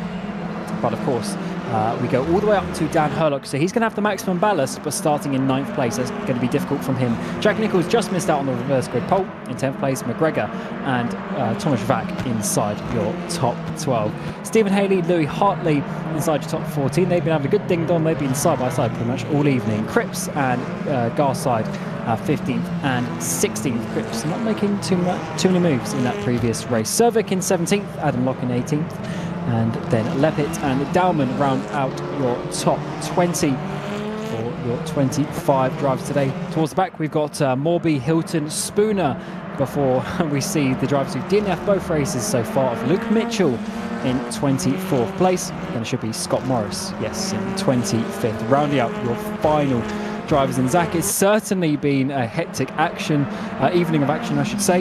We've just got one more race left. Any predictions, especially with the faster drivers like Herlock now going back into the pack with all the ballast? Oh no, absolutely no predictions, because it's just you can't. You absolutely cannot. I mean, you can make an educated guess, but you can't predict anything. I mean, Dan Kell looks quick, Monroe, Richards, Herlock, they all look very, very quick, and obviously Richards is on the option, so potentially he could find his way flying up the field, but of course he has got quite a bit of ballast on board as well. So there is a lot of variables in this championship with this format, and obviously, disaster is around every corner. You've got to be so careful. Things can go incredibly your way, incredibly not your way, and it is just a roller coaster. So absolutely no predictions, but I know for sure that we're going to have an action-packed 15 laps of racing action, because race 1 and 2 were sort of the best that we could ask for from a racing standpoint. Up in the commentary booth, they're some of the most enjoyable types of racing to commentate on, to bring the action to, because it's just action. No matter where you look, there's an overtake, there's a fight for somewhere. And yeah, really looking forward to seeing how we round off the evening. We'll line up on the grid, and we'll find out who comes out on top. And Bruce has certainly been involved with the action today, but can he finish off his evening well? The lowest ballast out of everyone around him. 15 laps to go. He starts from the pole position today. He's got his teammate Ben Willis directly behind him. He's got Thomas O'Leary side by side on the front row of the grid. Who gets the best start? Looks like it's actually going to be Ben Willis from 3rd place, but can he make it count? Maybe not, as we come up towards the first corner. Side 3 wide even as we come in towards Old Hull. There, side by side, Dan Kell on the outside. We got this huge crash there. That's going to be Wilson sent off into the barriers. He's going to be dropping down the way. Redshaw holds on into 3rd place, but down the inside for the lead actually. Is that going to be Thomas O'Leary? Yes, it is, up the inside, as here comes Redshaw for 2nd place as well. Down in towards the island hairpin. All sorts of action happening at the start. We get Dan Kell coming up into 4th place in behind. He's up 2 places, and he's trying to go the outside of Cam Brewster, not quite able to. Actually, that's on Willis, I should say. There was Jack Nichols getting a little bit out of shape. He's actually gone round, I think. He's tumbled his way long outside the top 10, outside the top 20, and out of contention of race number 3. Outside line for Dan Kell, though. Beautiful move relative to Willis. He's kept his foot in. Now the inside for the next right-hander, though. The BMW tries to chuck the move to the inside. John Monroe as well, looming in the background, looming fierce, trying to move his way inside the top 5. We've got 2 wide, I think 3 or 4 times deep in the background as well, as we rise our way up in now towards Druids. I think they all settle themselves down ever so slightly. Callum Cripps, though, with a poor start, trying to work his way back forward. Yeah, he's had a difficult evening, but it's going to be up the inside there. Fridges, oh, huge off there. Is that Mitchell? Or is it Nichols? One of the two. Kings Racing is Mitchell. He's had 2 DNFs already. This might turn into 3. That was so fast. I'm surprised his car is still going. But we come up towards the start-finish straight and in towards the first corner. Old Hall side-by-side is going to be in the braking zone there for McGregor, I should say, coming through. Turn 1. Can't quite get through Richards, but the battles continue as ever, and it's so frantic here at the start. Everyone knows that's the best time to make places. They do indeed. It's, well, you've just got to make the most, but as I say, before the field starts to spread, before the gaps become too wide for you to close, make that track position up and put yourself in the best position possible. But also, it's a fine margin, it's a tightrope of a golden mean. Aggression versus rationality. How much you can essentially get away with before it becomes too much from a standards point of view. So you do have to be very, very careful not to end your or someone else's race. But I think these guys are on the limit just about. A little bit twitchy though from around the outside. That's against Phil Morby. So Sovic goes to the outside, just about managing to hang on for now. But a poor run through the right hand and might well see him under pressure from behind. And that's the dynamic that we've been seeing all evening on Cam, is drivers fighting in trains, and if you're attacking and you get a poor exit, the drivers behind are definitely going to be licking their lips because that's their golden opportunity to find a way past. Yeah, it's such a momentum based. Oh, it's all the drivers off onto the grass. There's about 3 or 4 drivers there dipping wheels. As we're seeing is Locke, defending down the inside. Scott Morris had a couple of DNFs, but he's working his way up this race so far quite nicely up in towards P18. But yeah, it's certainly a momentum-based style of racing. If you get a bad exit out of the corner, everyone just starts to pounce behind you. With them coming at the full speed is certainly a difficult one actually for the drivers to hold onto that one as Morris completes that move in behind. Definitely easy to go up and down the places if you're not too careful. Matt Richards coming in towards the hairpin, trying to find his way through John Munro. These two will be battling all night. That's a bit wide though from Munro. His teammate McGregor's probably going to be getting past. His up ahead is that Dan Kell, side by side, coming towards Hislop chicane. Can he get down the inside? Is Cam Brewster going to be holding on to 3rd place? Dan Kell keeps it there on the inside. Be the outside again. If he can hold it, it will turn into the inside for the 3rd apex of the chicane, and he's made it stick. 3rd place. Nice move, Dan Kell. Absolutely, he's been no stranger to good moves all evening long, and that is a prime example of it. Confident and brave at the same time. He knew his abilities, he knew the grip of the car, and he knew that he could trust Cam Brewster to give him the space, and that is the racing we like to see. Onto the podium, of course, and the fight for the lead is not too far away either. This is the fight, though, for the fringes of the top 10. Callum Cripps, after what has been a fairly successful evening of racing, in all fairness to him, he showed some good pace, trying to get himself back into the top 10 after a poor start, and that's what we're talking about. Look at the rotation that drivers get in behind. That is, of course, at Hartley, just getting the up and under, getting the drive, putting their foot down, and it's insane what you can do with a better exit cam. Yeah, it's amazing to see. And also, of course, you have the hybrid deployment as well. If you do a couple of seconds of that, just get the extra momentum, and you really start flying past these drivers. As these points are, of course, still important. Top 15 get points, and this is what we're looking out for. Nothing to look out for ahead in terms of reverse grid places. This is the final race of the evening, so you just need to absolutely go for it. That's a huge run there, actually, for Garside coming in towards the hairpin. Oh no! He goes onto the grass. It's Skittles coming in towards the hairpin. He collects. Is that I'm trying to see who that is? One of the Richard Co cars. That might be Wilson trying to get back. And unfortunately, further contact down in the field, and absolutely seems. It's Cripps unfortunately getting involved in that one. That was not a clean move from Garside by any means. Absolutely not, and well, it did end in disaster with drivers going off again after Thruxton. Aidan Millward had an absolute field day cycling through all the incidents. I think it might be something in that vein after today as well. So yeah, we pay our respects to the stewards who have to deal with the flux of issues that come their way, because yeah, it's a tough job in sim racing. But for the most part, it's been very, very clean, very, very respectful. Just sometimes when you're fighting this hard at this level, this competition, it's just so easy to get emotions get the better of you. Small mistakes start to creep in, and unfortunately it's that chain reaction that rolls into each other, that domino effect that just leads to bigger and bigger crashes, like the one that we just saw there. Following on this fight though, Thomas O'Leary, Lewis Redshaw, who's already come out on top in a race today, all the way back in race 1, and it's not a fluke at all, Cam, because once again he's fighting for the lead. Certainly is coming into that all-important hairpin. This is where you're looking to make the overtakes today, but of course the rest of the track still needs to be completed, and Redshaw is just half a second back. O'Leary took the lead quite nicely there at the beginning of the race, but I think Redshaw is going to be coming from... Oh, there's been further contact. Garside and Vac once again in the hairpin 2 laps in a row. They make contact there. I wonder what happened this time around. Last time it was Garside on the grass in the braking zone, but let's come back to that one. Cripps here through the chicane, and he's going to be having Adam Locke there going past, and he's now going to have Scott Morris, who's having a solid drive today, up in P16, struggled in the first 2 races, but almost into the points in this 3rd race. Wow, really impressive stuff. And, well, after what has been a tough evening, it'd be a great way to round things off, just to scrape your way into the points, because a singular point, it's, you know, one man's trash, another man's treasure. It means different things to different people. And for Morris, after what has been a pretty tough evening, tough season potentially as well, to scrape a point would be huge. This is what happened to Garside, and he just took too much of the track, broke on the grass, unsettled the rear end, and, well, yeah, absolute strike this was, just smack bam into the side of the RSR car. That's whack, I think. And then it's just, yeah, it happened basically, Cam. You can't put anything, any blame other than Garside in that situation. But it wasn't malicious. It was just an easy mistake to make. Dan Kell DNF as well. Dan Kell, one of the championship contenders, had such a strong race. He's DNF from the race.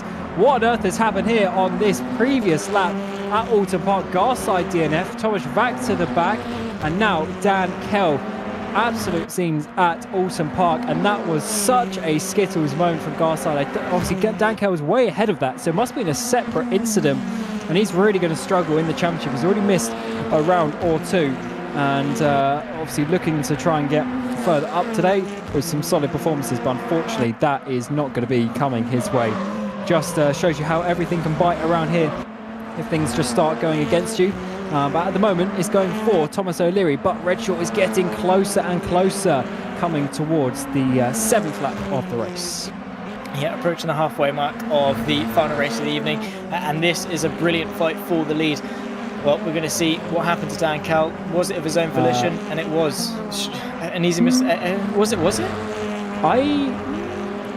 I was going to say that looks kind of technical issues related. It almost looks, because he was sort of going into it fine, then kind of just went straight. So I wouldn't be surprised if there was a technical issue there for Kell, which is such a shame in a really good place, of course, challenging for the podium. Into that same corner, though, it's going to be Scott Morris. He's dropped down a couple of places, actually. Spoon and Mitchell, I think, have got past him. But Surt always has all over the grass there for Spooner, coming up towards the island chicane, or island hairpin, I should say. But yes, certainly showing you how things can easily change around here, especially when you race on, in sim racing, things can happen just like they do in real life with mechanical failures. Yeah, it is the equivalent of your engine blowing up, if your gearbox going. So it does happen. Scott Morris as well was on the fringes of points. Now he's trying to move his way back into 17th place. Bit of contact between himself and Spooner, and he's not been able to quite find his way through as of yet. But he's still got half the race left to go. Plenty of opportunities to come. And unfortunately, a lot of bad luck for, unfortunately, quite a lot of people as well at the same time. So really has been a roller coaster of emotions. Scott Morris finds his way to the inside and, well, way too deep into Druids. Yeah, that is not going to be helping his race as another few drivers go past. And from the fringes of the points is P22. More drivers off into the grass, coming in towards Lodge. That's Callum Wilson. Of course, not had the day that he wanted either, as the yellow flags continue to come out in Sector 3. And as Dowman, he's had such a difficult season so far, and this isn't going to be helping it, taking out the advertising boards. So actually, yeah, just coming into the final corner. That's quite early, so I wonder if there's some contact that didn't quite help him into that corner, as we saw obviously with Garside in a similar way, going off way before. Here's Dowman coming towards the final corner, and he's going to have, that's so much fact coming in behind, and both onto the grass defending. He sort of defended, but Vac was already up the inside, and yeah, just got turned into the fence, but he sort of helped that himself. Yeah, obviously he wouldn't have spun if Vac wasn't alongside him, so definitely more room to have been given from Sam Darwin. Also, just spoken to Dan Kell, just asking if it was his wheel that died. Has had a couple of issues with it coming into tonight, was just praying that it would be okay. It has been for the majority of the evening. Had an issue at turn 1, had an issue at turn 2, and then completely been off through the Cascades, which is why we see one of our lead runners now out of contention and out of the final race of the evening. So a big shame, it must be said, for Dan Kell, because again, that's something that's completely out of his control. Yeah, big shame. Big shame, especially as he's missed. Yeah, he missed round 1 and round 3. So this is only a second round of the season. So really needed those points. As we're seeing Redshaw back in second place. He's actually dropped off a little bit from Thomas O'Leary at the front. O'Leary's doing such a great job there. Lap 9 of 15 as it stands. Matt Rich is not too far behind, as Scott Servig there is going to be getting up past Ben Willis. Ben Willis had such a strong, obviously, second race there, had an amazing starting position, but he's just been going back and back, unfortunately, this race, and is now down to P11, as I think Servig's having a few issues there. Hopefully he can come back. Yes, he does, and he keeps on in that 10th place. He does. He's had, again, similar to most, to be fair, a roller coaster of an evening, up and downs, and, well, yeah, I guess that is just sort of the racing that this format sort of promotes, I suppose, is that roller coaster of emotion. Sometimes you have a really good one, sometimes you have a really poor one, and straight away you can bounce back and have a really good one again, like has been the case, I suppose, with Herlock fighting his way back through the field throughout the few races, even being able to take himself a win in race 2 after, starting last for race 1. Stephen Haley late on the brakes as well, on the rear end of Cam Brewster for 5th place. This rages on into the final third of the final race. Brewster under a little bit of pressure, was our pole man, and well, now he's under threat from losing the top 5. Yeah, just showing you how the format can work for you, but then you do have to keep it going. Unfortunately, he has been dropping down the way, even though he's actually got less ballast than the cars ahead, which just shows you the speed of the drivers ahead, and yeah, just how it's not all about the ballast here in TCUK. Coming up towards the hairpin note, they've slightly spread out, but as ever, you can proper dive down the inside here if you find a way through. Haley there in that 6th place has to sit there for now. Herlock is looking still for a solid result from that 9th place.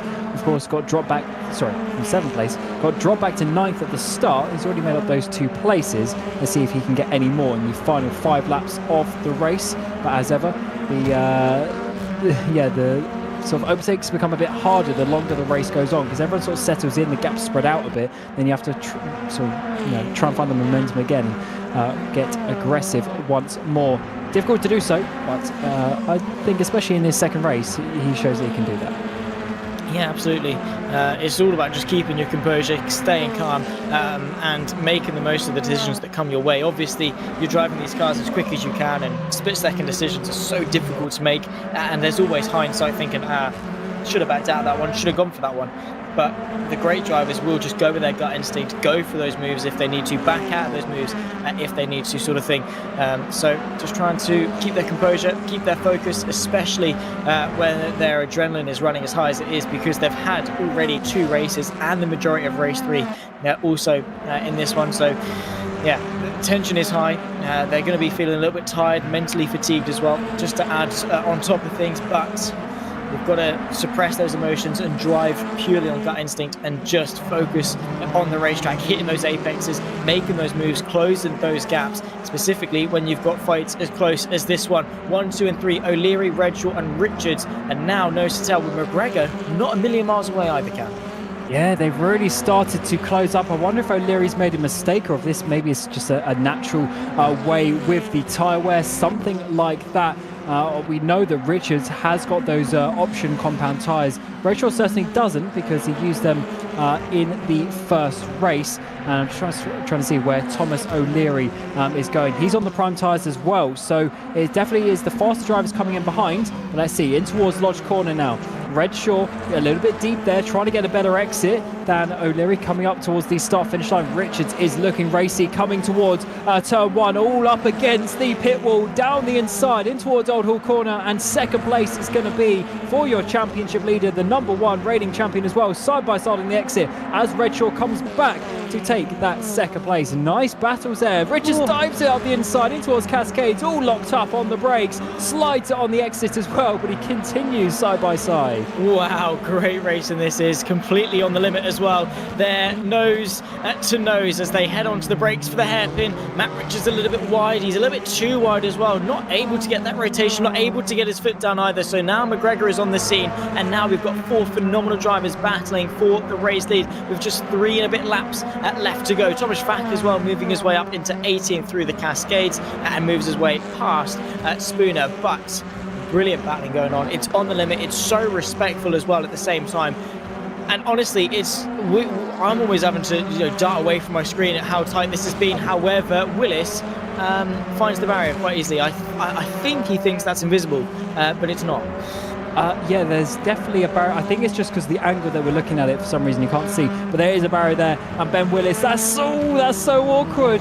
The car going off there of Leppit, and unfortunately no crash comes to that, but Willis, yeah, just completely missing that chicane. As we come to start lap 13, 3 laps to go here of the evening at Oulton Park. The third race is coming towards an end. Thomas O'Leary leading the way, Redshaw in second, and Richards in that third place. They're battling hard. Richards gets a really good run up towards Denton's. He's going to go to the inside. That will turn to the outside now for Cascades. He's going to get a bit of a switch back here, try and get a better straight exit. Looks like he's done so, but actually Redshaw managed to hold the gap, and we have to look in behind. Ross McGregor, after defending all evening, is now finally attacking in that 4th place. Yeah, now he's got to do the roles reversed, and he's done plenty of looking backwards. Now he's got to look forwards and, well, extract what experience he can to fight his way onto the podium. He's fought tooth and nail for it before. Unfortunately, I don't think he's actually been able to make it stick on the podium so far this evening. So he's looking to maybe see if attacking for the podium works a little bit better than defending for it. And race 3 is a perfect opportunity to do so. However, opportunities are going to run thin as the laps tick down, as corners tick by. They run out of opportunities to do so. So O'Leary, while right now he has commanded the lead, one mistake and Redshaw will be all over him. Oh, and I wonder if that is a bit of a mistake. Actually, come through Druids. He didn't get the best run. Redshaw to the outside of Lodge, and a huge dive on the brakes as well. O'Leary defending on the inside. Oh, look at Richards though. He gets a better exit. It's going to be 3 wide, potentially coming towards the first corner at Old Hall. Richards once again goes all up against the pit wall. He manages to keep it out of it though, up the inside. He tried this last time and Redshaw got the switch back, but Richards actually covers him off well. This time O'Leary pulls away at the front, as we now see McGregor trying to also get involved in this action, but it's Richards up into second. Done a great job, the championship leader, trying to make the most of this evening. Not yet been able to take to the top step, and well, he might be able to do that right now. Matt Richards is such a phenomenal driver, and well, there's a reason he's as successful as he is. O'Leary, however, has just been on top form in this race. However, Matt Richards has now got a really good run, and he's got clear sight of the race leader. Redshaw and McGregor, though, have to keep that pressure on. He cannot allow the top 2 to get away onto the penultimate lap of this race. Through his locks for the second to last time, O'Leary has dealt with the pressure up until this point, but that's with them fighting for second in behind. And now I think he's under direct threat from Matt Richards. Yeah, it certainly is, and this could be a race victory as all here comes McGregor up through Water Tower. He's made it through into that 3rd place. Redshaw goes down to 4th, and there's 2 places lost for Redshaw in a matter of a lap, and that is not where Redshaw would have wanted to be, as he was looking for obviously this race win just a couple of laps ago. We come on to the final lap, and look how close Richards is. He might have this on O'Leary. Can O'Leary defend for one more lap? Just a few kilometres to go, and he will have a race victory in TCUK. But in behind is the reigning champion and also the championship leader this season as well. Matt Richards gets the run out of Old Hall through Denton's. Is going to be in towards Cascades. Is there going to be any sort of switch back? Yes, there is. He goes wide. He tries to straighten it up, and this is going to be the potential move in towards the island hairpin. O'Leary defends to the inside, and he actually used a bit of push to pass there, pulls away, but Richards is going to get the break around the outside of the hairpin. He tries it. Has he got the agility to do that, though? No, he waits for the rotation, waits for that late apex. Thomas O'Leary, of course, running a tighter line through and might not have the run in towards his lobs, and he's not taking any chances, covering off as much of the track as he can. Here comes Matt Richards, though, to the left-hand side. He's late on the brakes, bit of contact as they run their way through. Barely on the track, chucks the move back to the inside, and O'Leary sails his way around the outside. Here comes McGregor on the scene as well. Nose to tail, the top four with a third of the lap left to go. O'Leary defends the lead. That could have easily been a huge crash, but Richards fortunately left the space. But here comes McGregor. He overtook here last lap. Is he going to do it again? Round the outside of Druids. The pair, each of them give each other space, and Richards holds on. But we've got to look out for Redshaw now, getting the run towards the final corner at Lodge. We still do not quite know how this podium is going to finish. Down the inside it goes for McGregor. He goes deep though, and Redshaw might come up the inside, but to come across the line and win the final race of the evening is going to be Thomas O'Leary, who takes victory of the third race here at Oulton Park. Matt Richards in second place. McGregor, he ends up in the pit wall. Did Redshaw push him into the pit wall? Is that some other issue for McGregor? With 3 wide across the line further back. Brewster in fourth, Haley, Herlock and Servick go 3 wide, and Hartley rounds out your top 8 in towards the final corner as well. Thomas Vag around the outside. It's going to have to be on Leppy. Oh, he hits the grass under brakes, and that is not going to be an overtake. No, that's the furthest thing from for Thomas Vack. Nice little slide, looks very, very cool. This is what happened to Ross McGregor on that last lap. So that is Herlock is inside? No, and then just hit it into the pit wall. There's some form of irony in that one. Not really acceptable though. I don't know. I would want to see that again from Redshaw's point of view, because he was squeezing Redshaw to the right initially, but then he pulled away.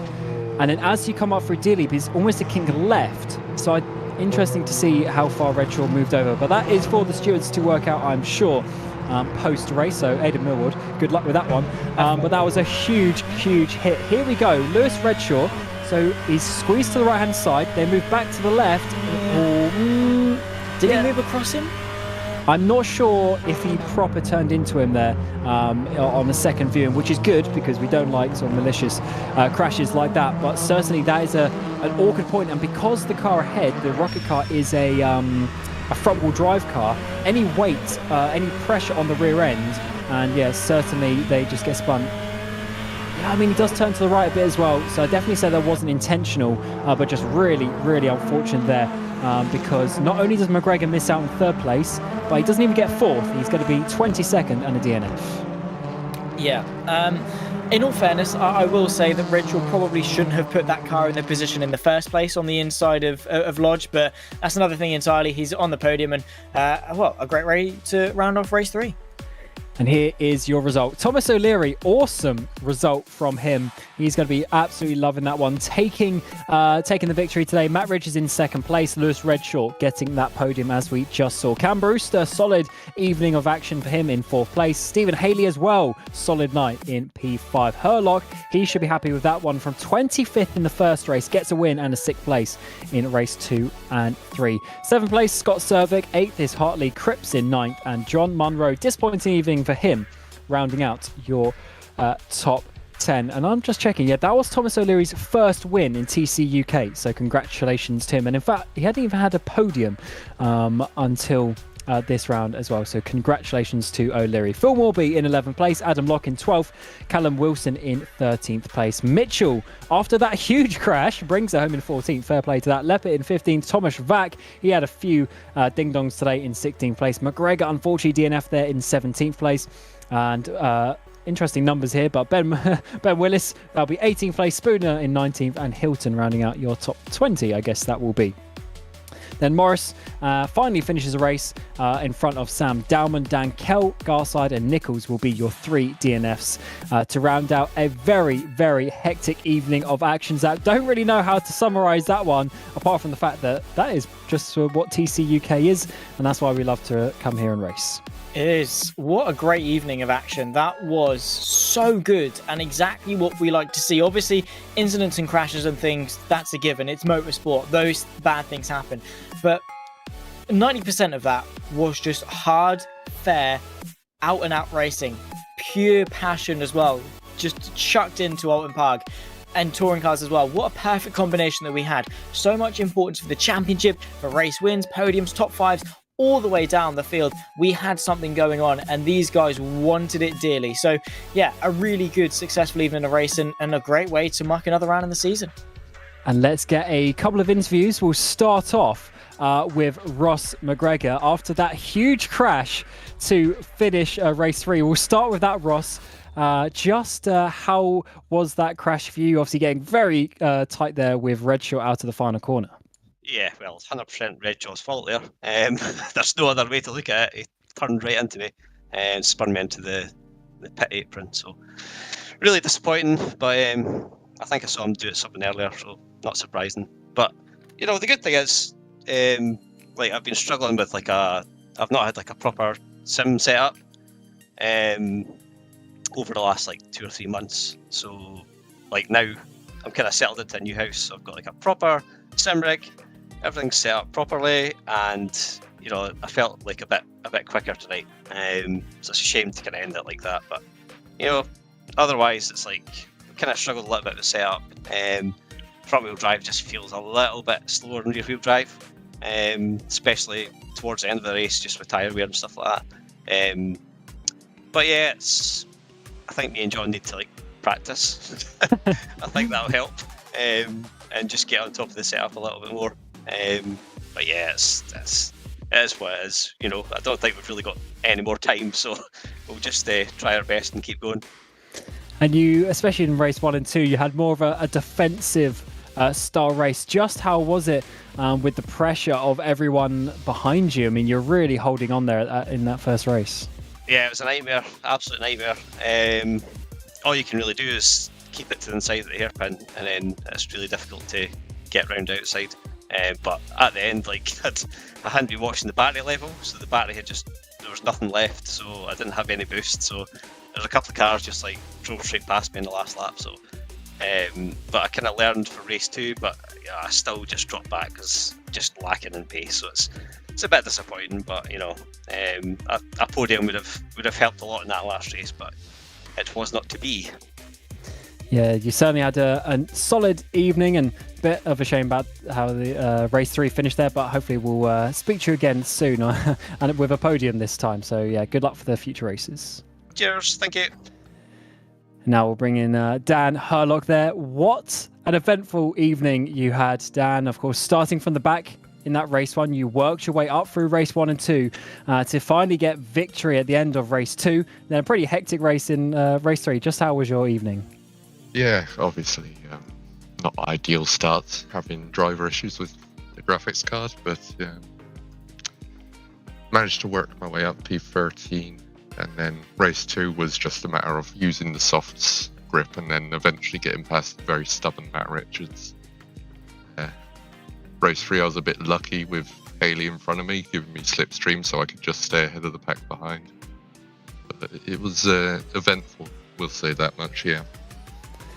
And I just wanted to get your opinion. Obviously, in that second race, you're on the softer compound tyres, and you were massively faster than the guys on the primes, and you were pretty much one of the only drivers on the softs as well. So, just how was it when you sort of had that pace advantage? You were almost, getting caught up behind the drivers ahead, because I mean, your fastest lap was on like a second and a half quicker than most of the other drivers. Yeah, there was a massive grip advantage to have on the softs. I think I bet my best lap in that race by maybe half a second. And yeah, it was just making sure I was braking early enough when I was behind the car, because I could brake maybe a couple meters, couple feet later than everyone else at that time. Yeah, and it's certainly a nice evening of action. So congratulations for your solid evening, and hopefully you have a little bit of a nicer, easier time of it in a few weeks' time. Cheers. And finally, we'll bring in Matt Richards, of course, reigning champion, and another solid evening of action there, Matt. But you had to work for it. There's quite a few overtakes you did. Just how was your 3 races tonight? I'd say that's a pretty good evening, considering. Yeah, just trying to just bag as many points as I can. The weight in the cars this season is pretty tricky. so yeah, just trying to bag as many points as I can, be consistent, and just keep knocking them in. Yeah, how is it when today you were batting quite a few drivers, for instance, like Redshaw, who weren't necessarily in the championship fight? Is there any sort of different way you have to, come up against them, a different mentality, or are you just fighting everyone as hard as you can? At the moment, everyone is an enemy. So just fighting anyone as hard as I can, trying to get as many points on the board as early as possible, and just keep, like I said, just keep knocking them in. Nobody's treated differently, and just get as many points as I can as quick as possible.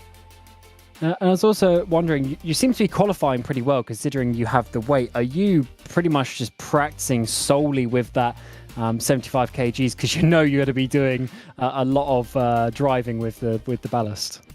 To be honest, no. I'm doing a lot of work with the other guys. My main focus this season really is the team's championship. I've done all the other championships, and that's the last one that I want to get and tick off for the team. So I'm putting as much work in for those guys as much as I am for myself. So I'm doing a lot more testing without the ballast. And by the time we rock round to official practice and qualifying, just lump the weight in and just see how it goes. And I think it's working, to be honest.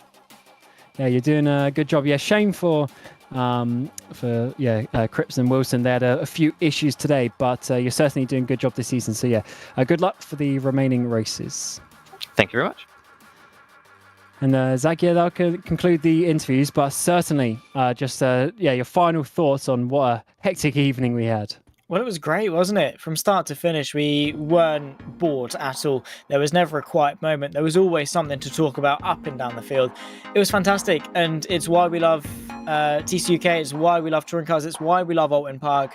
Yeah, just a smash and even, and I think couldn't really have gone much better. I'm sure Eddie Millwood would like to disagree with you in terms of his workload going forward, but in a few weeks' time, Brands Hatch Indy, which is going to be a very interesting race, and of course, we've got the rest of the season to look forward to as well. We're not even half the way through yet. Yep, we are one round away from halfway, and it won't be me or Zach. I believe it'll be Ewan O'Leary and Alex Goldschmidt in the commentary booth. So we'll see you in a couple of rounds' time. But of course, tune in on the 2nd of August for the next round of the VMO TCUK 2023. It's been myself, Cam Roger, and Zach Sweeney alongside me. We've had Mike Yao on the broadcast behind, thanks to Simply Race. And until the next race at Brands Indy, we wish you a very warm goodbye.